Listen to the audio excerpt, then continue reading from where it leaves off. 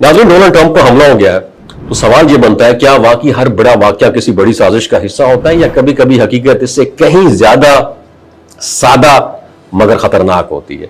हुआ क्या है कि व्हाइट हाउस में पेश होने वाली फायरिंग ने पूरी दुनिया को चौंका दिया, खासतौर पर इसलिए कि इस वाकये में डोनाल्ड ट्रंप भी मौजूद थे और वो इस अटैक में बिल्कुल महफूज रहे, जबकि जो हमलावर था मौके पर ही हलाक हो गया या फिर उसे काबू कर लिया गया। बज़ाहिर ये वाकया चंद लम्हों में खत्म हो गया, लेकिन इसके पीछे उठने वाले सवालात अभी तक खत्म नहीं हुए।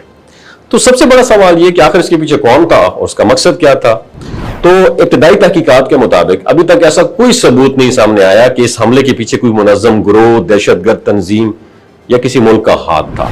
तो सिक्योरिटी इदारे इस बात का जायजा ले रहे हैं कि हमलावर अकेला था या किसी के इशारे पर काम कर रहा था, लेकिन माजी के कई वाकयात ऐसे देखने को मिले। तो इसमें होता क्या है कि एक मजबूत इम्कान ये भी होता है कि ये एक लॉन वुल्फ हमलावर हो सकता है, यानी एक ऐसा शख्स जो अकेला किसी जाती शौक जो है ना, जाती सोच जो है उसके तहत ऐसा कदम उठाता है। तो ऐसे अफराद अक्सर बगैर किसी बड़ी प्लानिंग के अचानक अटैक कर देते, जिससे उन्हें रोकना मजीद मुश्किल हो जाता है। जहां तक कि इसके मकसद का ताल्लुक है तो अभी तक कोई हतमी बात सामने आई नहीं है और तफ्तीशी इदारे ना सिर्फ इसके बैकग्राउंड पस मंजर बल्कि उसके सोशल मीडिया राब्तों और जहनी हालत का भी बारीक बीनी से जायजा ले रहे हैं। तो अब आते हैं एक अहम सवाल की तरफ जो बहुत सारे लोगों के जहन में है कि क्या इस वाक़े का ताल्लुक ईरान या किसी इंटरनेशनल डिस्प्यूट बैनुल-अक़वामी तनाज़े से हो सकता है, खासतौर पर इस तनाजुर में कि डोनाल्ड ट्रंप ईरान के हवाले से सख्त मौक़िफ़ रखते हैं और सीज फायर जैसे मामलात पर भी उनका मौक़िफ़ धुंधला रहा है।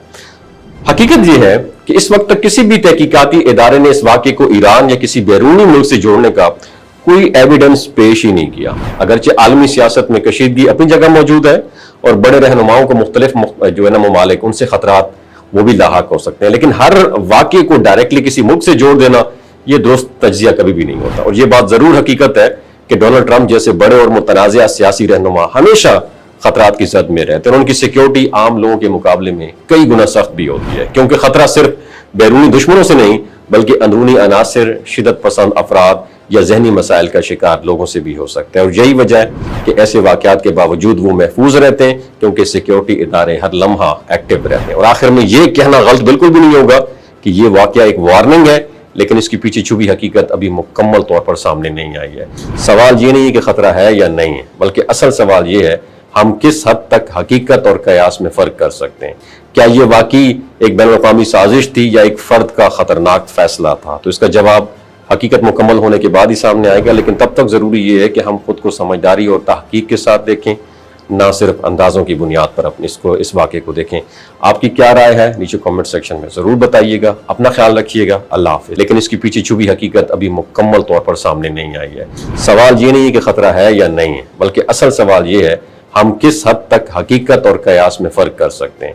क्या ये वाकई एक बैनुल-अक़वामी साजिश थी या एक फर्द का खतरनाक फैसला था? तो इसका जवाब हकीकत मुकम्मल होने के बाद ही सामने आएगा, लेकिन तब तक जरूरी ये है कि हम खुद को समझदारी और तहकीक के साथ देखें, ना सिर्फ अंदाजों की बुनियाद पर अपने इस वाक़े को देखें। आपकी क्या राय है नीचे कमेंट सेक्शन में जरूर बताइएगा। अपना ख्याल रखिएगा। अल्लाह हाफ़िज़।